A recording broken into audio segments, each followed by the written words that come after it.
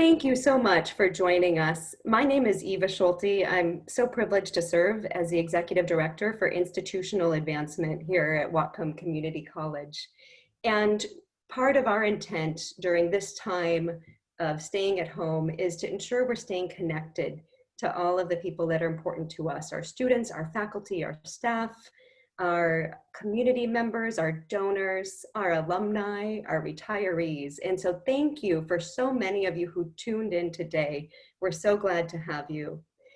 This is the third of our webinar series. We're intending to build community every day, not only through this webinar series, but through the day-to-day work at Whatcom Community College. So we are focusing on the Learning Commons, the Phyllis and Charles Self Learning Commons, and giving you an inside peek of the future of work and education that will be advanced through this structure, the building. And for those of you who live in Whatcom County, you may have driven by and seen the incredible structure. We're excited to have future webinars that will highlight how that building's developing. And in the coming fall, we'll be showing how students are stepping into that new space. So stay tuned for more webinars to come. With that, I'm so excited to introduce our president, Kathy Heani Brown. She really needs no introduction, but I do want to say a couple things. While we're focused on an inside peek and the construction aspect of the Phyllis and Charles Self Learning Commons today, something that I think is so amazing about President Kathy that I heard very clearly from all of the employees, certainly at Whatcom when I first started, is President Kathy, while she cares about the buildings, is more focused on the people, our staff, our students, our community members, how the institution is serving our purpose. Saying that, she still has had a remarkable success in her tenure as president at Normandale Community College in setting the stage for the legislature to approve the building funding needed for that institution to be able to advance their purpose. And certainly here at Whatcom Community College, she has overseen the construction of 5 buildings and the remodel of several more. So we're again featuring the Phyllis and Charles Self Learning Commons today. And with that, President Kathy. Thank you very much, Eva, and good afternoon, everyone. I would like Charlie and Phyllis to notice that I'm with you in spirit and in clothing. I have joined you on Maui. I wish I could be there enjoying the wonderful beaches and weather, but instead I just took out the old muumuu and shell necklace and put it on to be with you. So it's so nice to have all of you join us for this webinar. This is the moment we have been waiting for a number of years. The new Learning Commons building is really quite an innovative space that encourages learning through inquiry and collaboration. Its guiding principles through its design and purpose was to be a building that was welcoming, that was inspiring, and that fostered collaboration. So now to go and move on beyond the building, I want to say that in December 2013, then trustee of the college, Chuck Robinson, had a motion to recognize the significant contributions that Phyllis and Charles Self have provided to Whatcom Community College. And they did so by passing a motion to name the Learning Commons project the Phyllis and Charles Self Learning Commons. The motion was passed unanimously. A great cheer was heard throughout the room. And so now we have the Phyllis and Charles Self Learning Commons. And I can see the sign actually from where I'm sitting as I look out my window.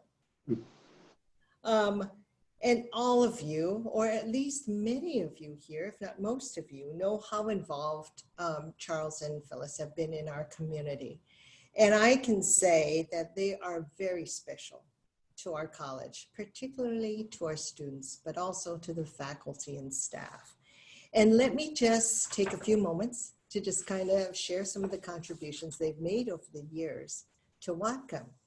Well, first, through the foundation, I can still have visions of Charlie hosting the many gatherings that we had at their home.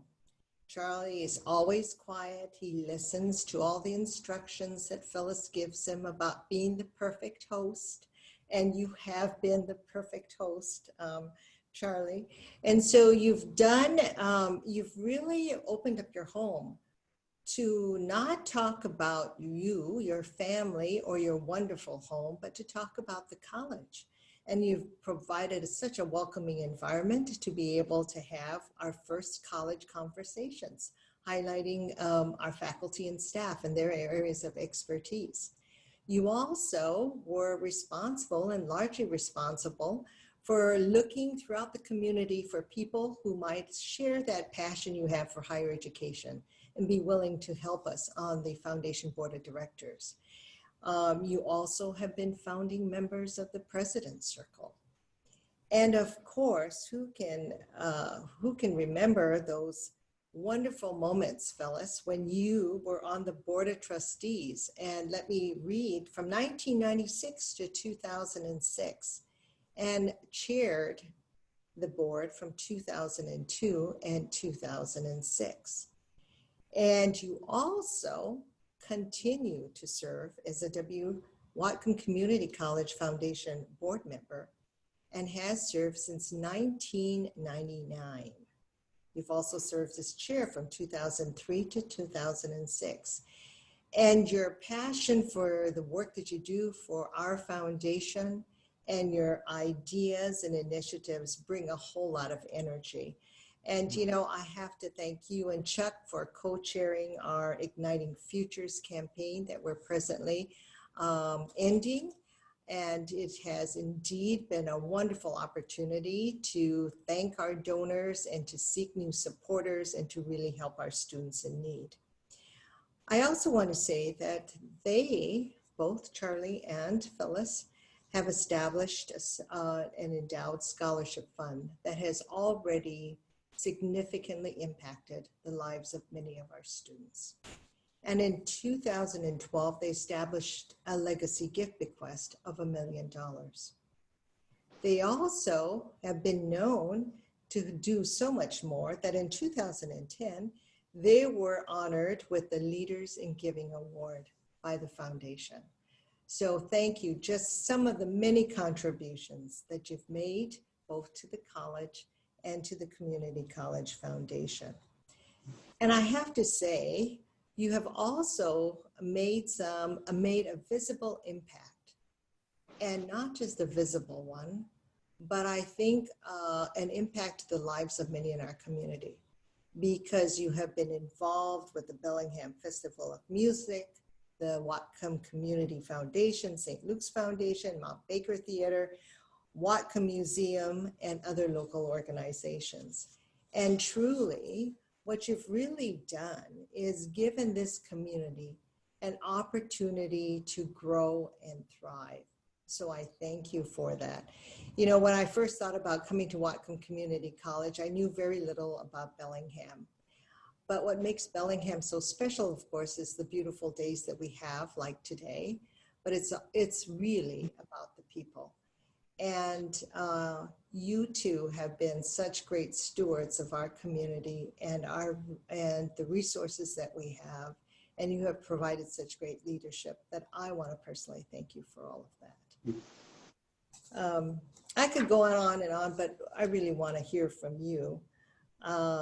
But I also, though, can't help but say that your passion for higher education and opening doors for students have far exceeded anyone else's passion for community colleges that I've heard in this community. You capture people's interest. You share stories and stories about our students' successes, and you talk about the role that higher education brings to communities like Bellingham. And I'm so appreciative because, that's part of my job. That's why I'm the community college president. But it's just so wonderful to be able to have others like you and students to talk about what we do and the value of higher education. So thank you for that. You make my job a whole lot easier. So now enough of hearing me talk. It is now time to hear you say something. And Charlie, I hope that Phyllis will allow you time to share a few words as well, because I know that Phyllis will be speaking on behalf of both of you.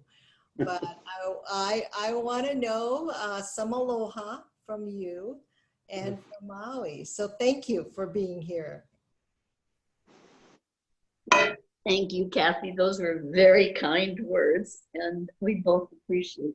Indeed. Yeah. So I wanted to say that I've been a trustee of the community college since 1996. But prior to that, I began to know some things about the community college that I learned from clients in my counseling practice. And I was always struck by how much the clients were indebted to the college in their own hearts, and how much they felt they had learned and gained because of a kind of attention and concern that they got not only from their good instructors, but from all of the people on the campus whom they came across. I began to wonder about this place. It was wonderful to see that they felt so good and somewhat surprised about the accomplishments that they had made. And that soon came home to me very personally when one Sunday morning, my daughter-in-law, newly arrived from Morocco with our son, who met her in the Peace Corps there, Latifa came in and I said, "What are you doing here at 9:30 on a Sunday morning?" And she said, "Oh, I had to work and couldn't get to class on Friday. So my teacher met me at the library this morning and then she dropped me off here." And I thought, what kind of a place is this community college? Well, I soon learned by my work as a trustee. And at the time, I became more and more convinced that the most interesting thing about this college was that it never stops thinking about ways to make things better for students. And I think today's program is going to emphasize that and make that really clear to everyone. And I think it's time for Charlie, who along about that same time was developing the same enthusiasm for the college as I was getting, to say a word or two. Aloha from our lockdown on Maui. But we are so excited to be a little part of this today. I'm sitting here with tears in my eyes. Anyway, it's what happens when you get old and you don't have anything better to do. But we're delighted with the timing on this. We're approaching a time when the community college is going to be playing an ever increasing role in our community, and not just in our community, but throughout our country. It's the type of education that is going to be called upon to provide opportunity for so many students. And the timing of this opening of this building, it just could not be more fortunate. So thank you so much for being with us today. I'm looking forward to seeing you in the building. Phyllis and I got a little look last summer before the building was very much under construction. And so we're excited to see what's going on. Thank you, Charlie. I didn't even have to give him a Kleenex.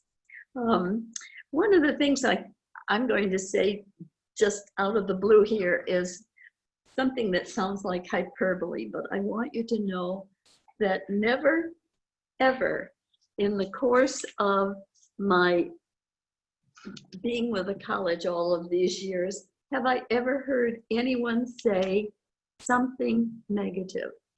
I know that sounds kind of crazy, but it's the truth. We in Bellingham and Whatcom County take great pleasure in this institution. And so it was a very wonderful thing that we came upon a leader with great vision like Kathy Heone Brown.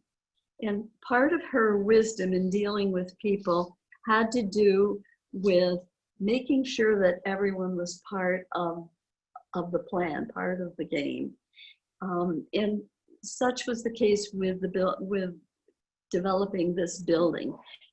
She made sure that students and faculty and staff and all those on campus who would be a part of this learning commons came together to give their input. It's her style of leadership to include everyone. It's also her style of leadership to be very informed on the latest kinds of learning, and she was very aware of what a learning commons concept was about. And so it all fit quite nicely together. Just before I left as a trustee, there was an announcement from the state that the monies for building our new building, which we had no idea what was going to be in 2006 before Kathy came, that those monies had been given to our project as well as a few others. And there was just one little thing about that money from the state. It was a little wiggly. Sometimes we had it and sometimes we didn't. We even had to put off the breaking of the ground a whole year because of the shenanigans of the legislature. I hope there's nobody listening that's going to be offended by this, but that's the kind of reality that Kathy had to live with in order to make this happen. It's with her leadership that this building today is ready to go, or at least will be in September. So as a former trustee, I have a memory strong of my first day and my first meeting that I went to, and it was preceded by the opening of the library and the Heiner building, the library which was then overseen by Linda Lambert for many years. And Harold Heiner at the time came to a person we all remember, Kitty Stimson, who was standing next to me and me, and said, "What do you suppose the library of the 21st century will look like?" Well, I had no idea that a library of the 21st century was going to be so very different in concept from what the library was at that moment. But we're going to find out what that is right now. And I welcome you to our first peek at this. Thanks for being here. It's been such a pleasure. Thank you, Phyllis and Charlie, wherever you are. We share in that excitement about the building. And without further ado, I want to introduce Brian Keeley. And Brian Keeley is the Senior Director of Facilities and Operations here at the college. He's been working here for over 16 years and has been heavily involved in the construction of our major capital projects, Culshan Hall, the Health Professions Education Center, Cedar Hall, and other minor projects. I want to take this time to really recognize, Brian, you for your leadership, your work, your quality work, your ability to be able to direct these multiple projects on our campus. I have really not worked with anyone as outstanding as you in doing this work. You're able to coordinate multiple balls flying up in the air and all over, and I just don't know how you do it. But you you are very deserving of any recognition that is given. You are an instrumental member of the team that makes it possible for us to be so proud of our facilities and grounds. So thank you very much, Brian. Wow, thank you, Kathy. I appreciate that. Um,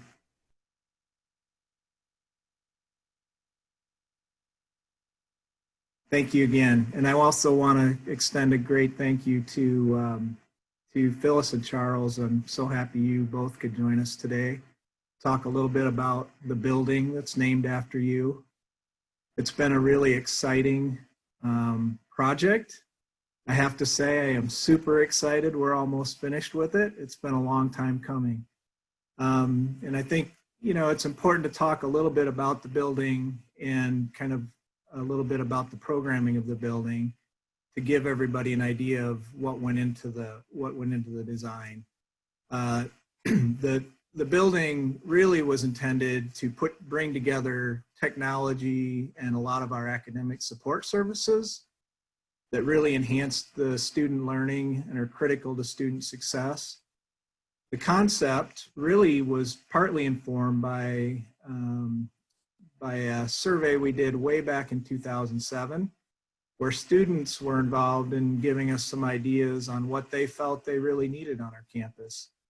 And three of the biggest items that they identified were access to more technology. They wanted more quiet and collaborative study space. And they had a desire to have those resources co-located with a lot of our primary academic support services. Until now, those things have been scattered all over campus. So that survey was done 13 years ago. So you can imagine if we needed those things then, we certainly need them now. And we've got them now. We're going to have them. The building will really foster and support informal, collaborative student learning that takes place outside the classroom. It's intended to be the hub of learning activity on campus, a welcoming space to bring together people and services and resources and the technology to support that kind of learning. The Learning Commons also provides a really strong connection and gateway to our East Campus. For those of you who may have driven by, it is just an incredibly beautiful building. Really provides a nice entry to our campus from the east side and is just an outstanding addition to our physical campus. As you can imagine, many people were involved with this project over the years, and it's really hard to mention them all today, but I did want to talk about a couple of folks. Linda Lambert, who is our former library director, who supported the initial programming and design of the library. Linda was very instrumental in that part of the design of the building. And then our late dear Fran Hudson, our former student help desk manager, who was instrumental in informing the design of the student help desk and those computer access spaces within the building. Both of them were very important to the project. We still get to see Linda on campus every once in a while, and we dearly miss Fran. So I'd like to take a few minutes to talk a little bit about the programming of the building. The Learning Commons will house resources, services like the Multimedia Center, Writing Center, Library. We'll have the Math Center, tutoring services, testing services, a lot of computer resources. There's a food service component in the building with a cafe, and a lot of very important spaces that are quiet and collaborative study spaces. So those are scattered throughout the building for students to schedule and use as they need. The design also really addresses some important adjacencies between services and resources to make them more functional and accessible to students. So that was a big thing with the building, is trying to make sure the building was intuitive and that students could access those services and resources easily. One example of that is we co-located the Learning Center near the Testing Center to try to encourage more tutoring help prior to testing to hopefully help student success in testing. We also positioned the reference desk adjacent to the Student Technology Help Desk and the Writing Center and Media Centers to acknowledge the interconnectivity of those areas. They're very important to have those resources all very close in proximity to each other.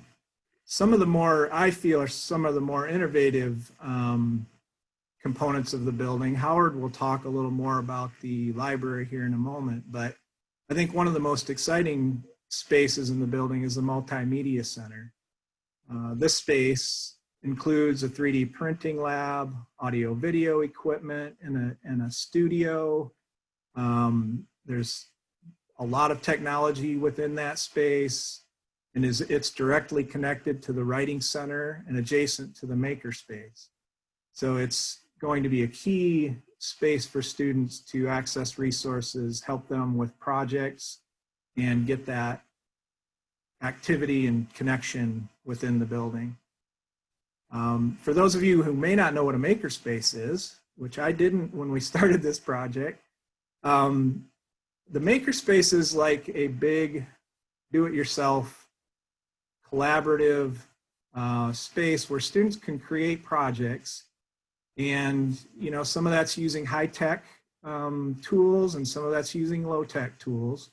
We're going to have everything in there from laser cutters to vinyl cutters to soldering irons, things like sewing machines, sanders, drills, right down to the old glue and paper.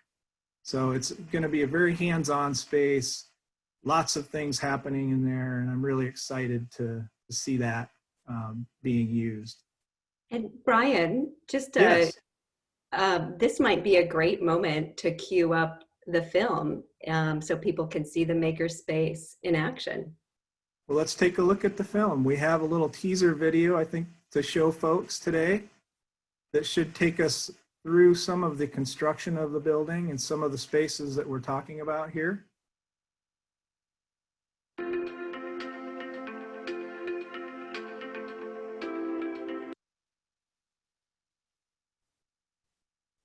So we started the construction actually a little bit later. It was or earlier. It was in February of 2018, and that was a late start for us. We were hoping to get started much earlier than that, but due to some budget challenges that we had, and finally once we were able to get our budget approved, then the allocation was delayed, so we were supposed to start in July and ended up starting in February.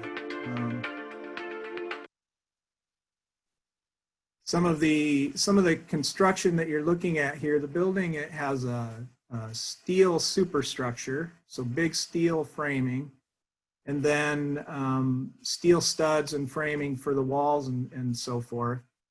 A lot of engineering goes into these buildings to make them structurally and seismically sound. So you're seeing a lot of that engineering in some of those photos as we go through. These photos are of the topping off beam, which was the last beam to be placed on the superstructure. You can see it there being lifted through the sky. And that was a beam where a lot of folks involved in the project were able to sign their names, and it will be in the building for a long, long time. One of the things I wanted to mention about the building too was that we had a very strong focus on sustainability. The building we're hoping to achieve LEED Gold certification, and LEED stands for Leadership in Energy and Environmental Design, which is a program administered through the U.S. Green Building Council. And basically what that does is establishes the energy efficiency goals for the project. Things like highly efficient heating and cooling systems, better insulation, LED lighting. We have solar panels on the building, and those energy efficient features that help this building not only be beautiful, but also have less of an environmental impact.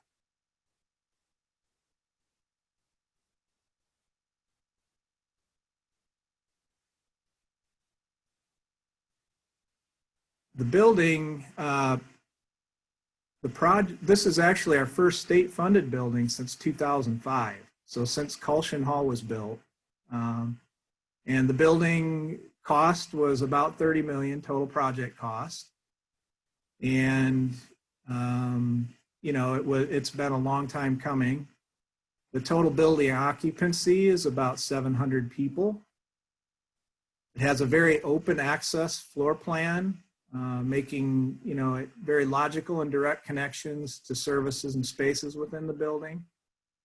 And it has some really, really nice outdoor spaces. We have 2 outdoor terraces in the building. We have some really nice walking trails and a scenic overlook associated with the building, and some nice outdoor patio spaces.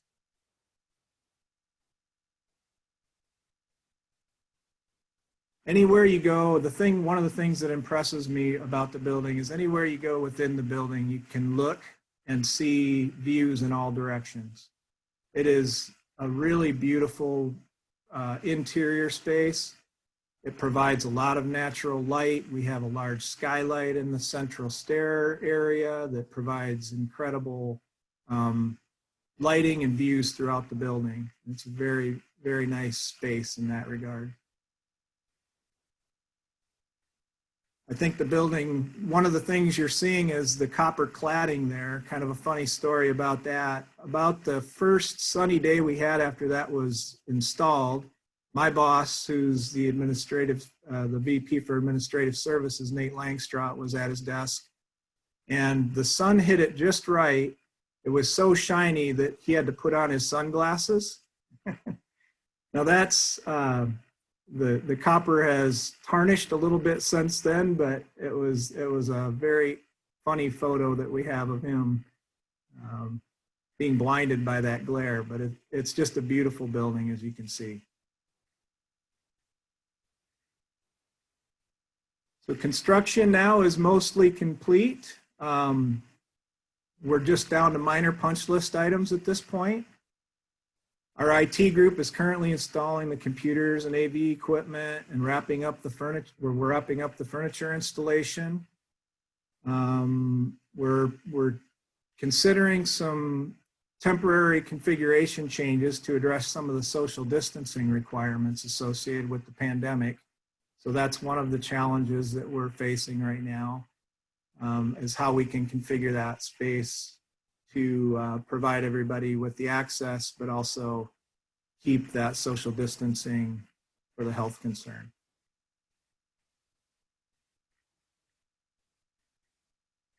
We're planning to move staff in over the summer in preparation to serve students in the fall. And I think that's about all I'm going to tell you right now. I think everybody needs to come and take a look at the building when we can open in the fall. Awesome. Thank you so much, Brian. Goodness, I wish I could see the picture and we could share it with all the 117 participants that have joined us today of Nate Longstrot with his sunglasses and the copper glare. That's a classic. We'll have to show that at a different webinar.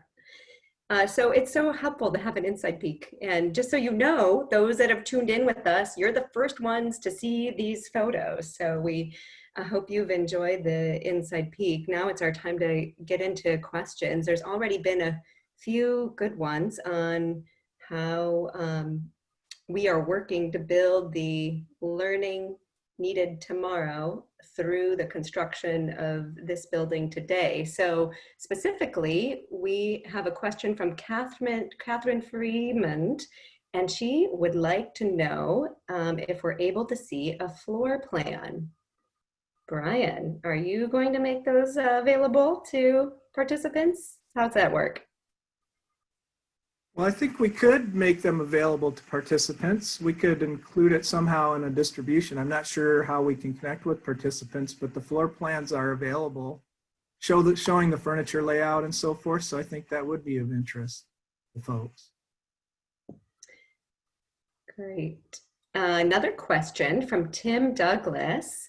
How will this facility, the Phyllis and Charles Self-Learning Commons, enhance off-campus learning if that's required because of COVID-19 and the global health pandemic? That's a great question. And I think, you know, for some of the program folks, they might be able to answer that better. But one of the things we've talked about is some of the resources for online instructional content. Not only is this a resource for students, but also faculty. So for faculty that need to develop online content, some of the multimedia center technologies would be ideal for that, specifically the recording studio, audio and video recording studio. So that's one example. Awesome. If you have any further Q&A, please go ahead and submit that. We heard from Phyllis and Charles Self regarding the vision and what does a future library look like. And so we thought it would be fun today, in addition for hearing from Brian Keeley about the construction process, what does it take to transition a library from a traditional sense to the future of learning at the Learning Commons? So I'm excited to introduce you to Howard Fuller, who will talk not only about the student-centered design and coordinated support services, but specifically as our library director, how he's working to transition our library into this new space so that we can build the learning of tomorrow. And by the way, Howard is an MS in library science. And for those of you that have not used the Q&A feature yet, you might want to ask him a little bit more about his reading preferences. And I think you'll learn something surprising if you choose to utilize the Q&A. So there's a teaser. And with that, Howard, you're on. Thank you, Eva. My name's Howard Fuller, and I'm the library director at Whatcom Community College. With over 16,000 square feet, the library will serve upwards to 200,000 patron visits per year, averaging about 1,000 people per day during the academic year. So the larger space expands collaborative and quiet study rooms, adds additional space for library reserves material from which we manage several textbook collections, and larger high-tech instructional rooms. The Learning Commons will also host space for the Bellingham Public Library, improving service to residents in Northern Bellingham. When we open the Learning Commons this fall, we will be a 21st century library. I'm going to share how some of our new space will be used in information about two 21st century programs that the new Learning Commons will allow us to further develop and scale.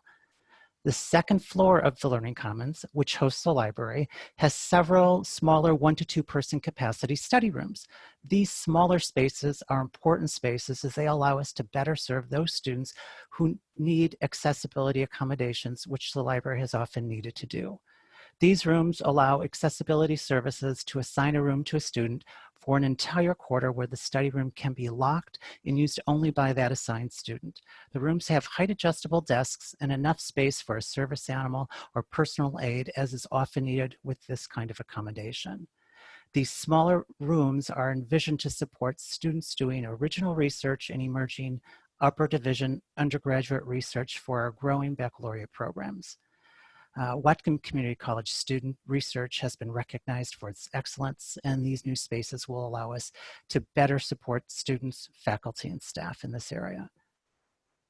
The Learning Commons will allow us to further develop two important programs that make resources like textbooks more affordable and accessible to students. The first program that the new Learning Commons will allow us to further develop is our highly regarded Open Educational Resource Program. Open educational resources are teaching, learning, and research material in any medium in the public domain or which have been released under an open license that permits their free use and repurposing by others. Open educational resources are important because they lower the overall cost of education, thus removing a barrier to access. For example, the average annual estimated cost of textbooks is about $100,000. The use of open education material can substantially lower this amount, thus reducing the overall cost of a student's education and making college more accessible. Emerging research has shown the use of open education material further increases student retention and completion rates. A second program that is brand new at Whatcom is our institutional repository. An institutional repository is, well, just that. It's a repository that allows us to digitally capture, display, and publish works created by students and employees in perpetuity and the services that allow this work to happen. This will allow us to digitally showcase some of the excellent work being produced here at Whatcom Community College. The staff and faculty of the library are grateful that Whatcom provides us the support, space, and time to be leaders in this area. Awesome. Thanks so much, Howard. So a couple questions for you from our very own Linda Lambert, former library director. Isn't that fun? What proportion of print and digital materials will be present in the Phyllis and Charles Self Learning Commons? Can you talk about database, et cetera? As in most academic libraries, the vast majority of content that we have, material that we have, is electronic. It's digital, and that trend will continue. What is exciting about Whatcom is we continue to grow and feed the print collection also, and that is actually unique in many library circles today. So this library, which the library space in the Learning Commons has room to grow for decades to come. And that's really exciting. We're not going to move into space and have to get rid of material. Again, that's a very common practice all over the world. And it often causes gaps in access to a lot of the content that is important for scholarship today. Thanks, Howard. And, you know, this is a special interest for me too. Kiran Sandhi asked just about international collaboration, international research. And I know that we have so many international students that are always in the library. Can you talk a little bit about how the Phyllis and Charles Self Learning Commons will support international students? Yeah, we have a great relationship with all the faculty and staff on campus, but we do a lot of work with the ESL and ESLA programs on campus, and that's really exciting. So we'll continue that. And what we have, particularly in our print collection, is we have hundreds and hundreds of readers and these reading kits that help these students to develop their English language skills and their reading skills. And many of these students come here to get ready to do college level work, to get their their college credential, and perhaps go on to university. So we will continue to grow that. We've also more recently added some digital content in Spanish language that's very exciting, and it's again at various levels of reading and comprehension. So that will also be used, and it's being incorporated into some of the distance work we're doing. The space is what will sort of be the game changer from where we are today. And the spaces in this new center, in the new Learning Commons, will allow students to meet in various size groups and collaborate in different ways that we can today to continue their education and to succeed. Awesome. Thank you so much. Well, we have a couple more questions before we wrap up. Thank you, Howard. So, you know, Howard's, I think, modeling the future of how we look at libraries without reading and open source education too. So more to come on that. But now back to Brian. We have a couple questions related to the Learning Commons again. And, you know, how are we going to be open later to accommodate the dorm residents at Cedar Hall? Are second building project that is soon to be opened? I think we've talked a lot about operation hours and the fact that we may need to extend those later into the evening to support our on-campus students. So, I think we're going to start by doing some surveying and understanding the demand for that. There are also some study spaces and study resources in Cedar Hall itself. So we're not sure exactly what the demand will be, but we are prepared to address that and adjust those hours to make sure students have access. Great. And tell us a little more about the surrounding neighborhood. We love our Cordata neighborhood and are so proud to be residents and work hard to be great residents in partnership with the Neighborhood Association and residents. So the question is from Tim again. How will we allow the neighborhood to access the Learning Commons? That's a great question. So there is a public library component to the Learning Commons on the first floor. There is an area right inside the main door that's set up for the Bellingham Public Library. So that space will be open and accessible to community members and was one of the key programming components for the building that we talked about early on. And I would just echo what you said, Eva. We get great support from our neighbors and our community, and we really enjoy that relationship and partnership.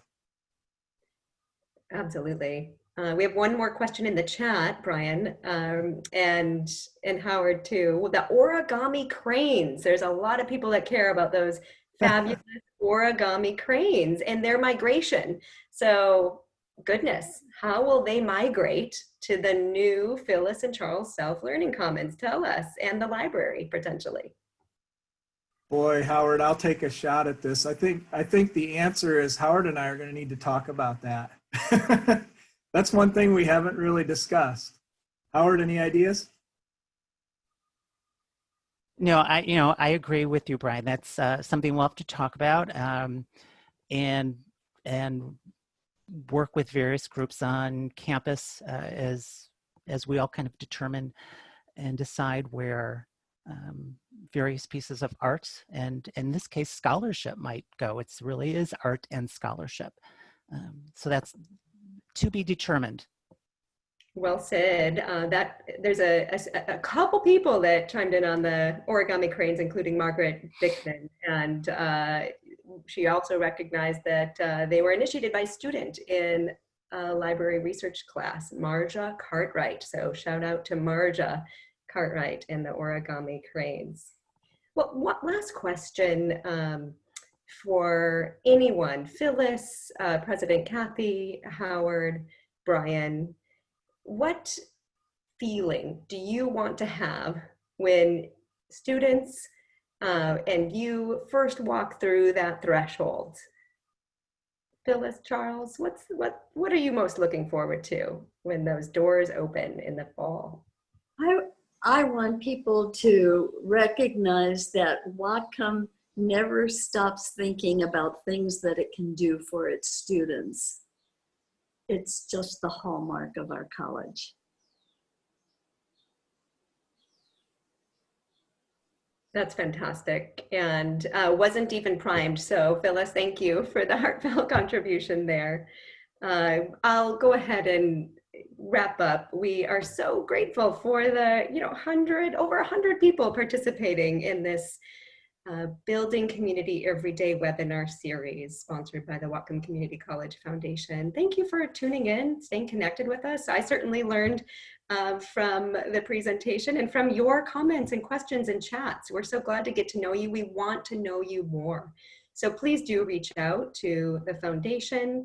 We'll have a whole series of webinars coming up soon regarding the future of work and the future of education, especially given our new global reality. And we invite you to join us for those.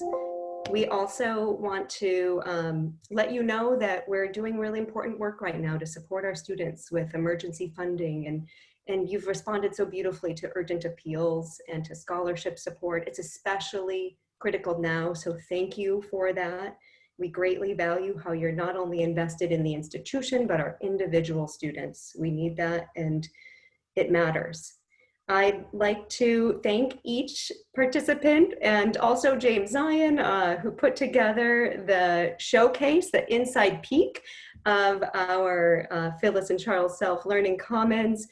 Please note that we'll have another drone shot video clip that will be coming your way, and in the fall, a ribbon cutting, hopefully in person, but if not, via Zoom, and it's going to be lots of fun. So stay tuned for more invitations to see this new structure and how it will serve students and our larger community. And if you would like and have any questions, you can always email us at foundation@whatcom.edu.